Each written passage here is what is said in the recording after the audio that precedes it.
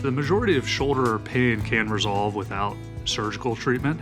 I would say the big distinguishing factor is what causes the pain. So if it's more of a degenerative condition or overuse type of injury versus a traumatic event. So I'd say the majority of what we see is an overuse or tendonitis type of injury that responds pretty well to non-operative treatment.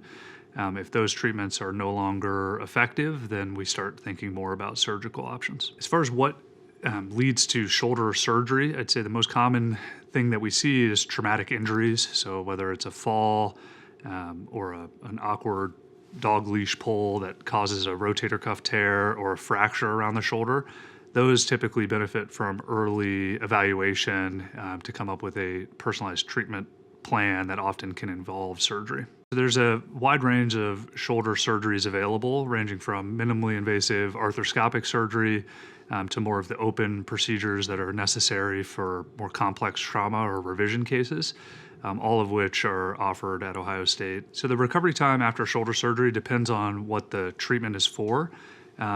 Some rotator cuff injuries or surgery can take several months to recover from, whereas more straightforward shoulder replacements can actually be a quicker recovery despite being a more or larger incision to do the procedure. So a lot of it just depends on protecting whatever is repaired and then allowing the appropriate time for physical therapy and rehabilitation. The goal is always to get patients back to 100% of what they were before. Sometimes that's not always possible depending on other degenerative conditions going on in the shoulder.